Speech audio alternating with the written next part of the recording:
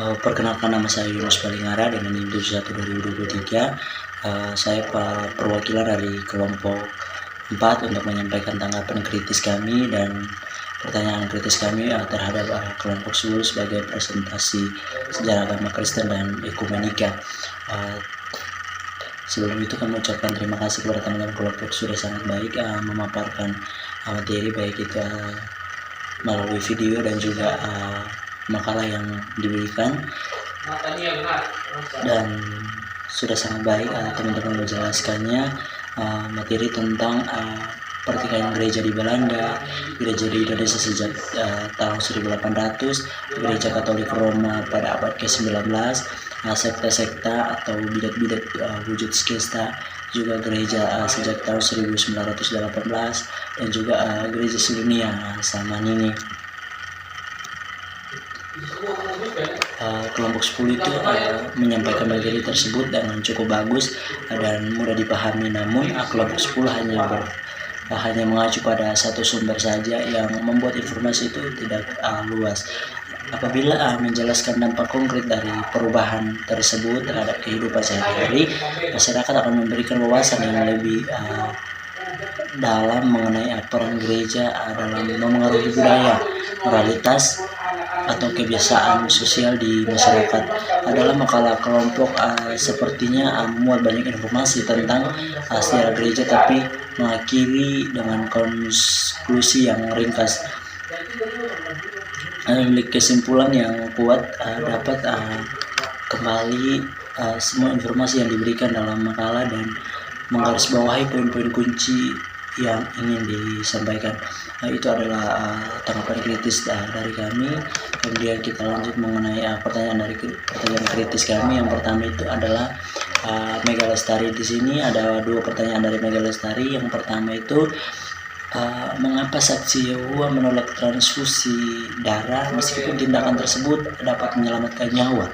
Bukankah kehidupan lebih bernilai daripada interpretasi kitab suci? Dan yang kedua, mengapa gereja-gereja ortodoks seringkali bertengkar mengenai ajaran dan ritual, padahal dasar-dasar iman Kristen seharusnya bersifat universal? Apakah tidak lebih baik fokus pada persatuan daripada perbedaan? Itu pertanyaan dari Mega Lestari dengan NIM 71 2023 060. Kemudian lanjut pertanyaan yang kedua dari Kelvin Theodorus Manik dengan NIM 71 2019 239. Pertanyaannya adalah bagaimana gereja bisa menyesuaikan pesan Injil dengan perkembangan budaya, teknologi, dan perubahan sosial yang terus-menerus di zaman modern ini, tanpa mengorbankan esensi dan kesusilaan ajaran-ajaran Kristus.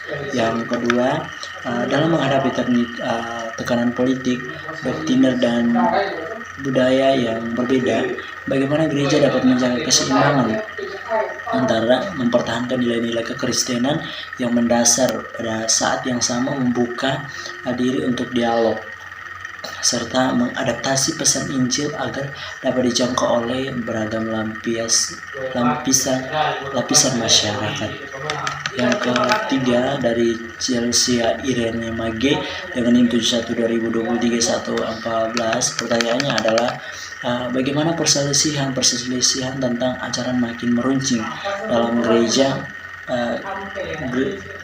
Gereformed sehingga sebagian besar gereja memisahkan diri kembali. Itu dari Mega. Kemudian kita lanjut pertanyaan yang keempat dari Gilbert Nungguan Lumban Batu dengan NIM 71 2020 3004. Pertanyaan adalah bagaimana cara sekta-sekta atau bidat-bidat seperti Saksi Yehova, Gerakan Pentakosta, Orang Adventis masuk ke Indonesia, serta bagaimana sikap gereja Protestan dan Katolik terhadap perkembangan sekta tersebut di Indonesia. Kemudian pertanyaan dari saya Yunus Balingara dengan NIM 71 2023 320. Bagaimana para pemimpin gereja di Belanda pada saat itu merespon pertikaian ini, dan apakah langkah yang diambil untuk penyelesaian masalah tersebut? Yang kedua pertanyaan dari Randy Rumau dengan NIM 71 2023 112. Pertanyaannya adalah motivasi mendasar bagaimana yang mendorong gereja di bawah kepemimpinan Spanyol untuk mencoba memperbaiki diri Dan dalam hal ini contoh konkret apa yang mengindikasikan jika gereja masih memiliki unsur-unsur yang tidak sesuai ajaran Injil?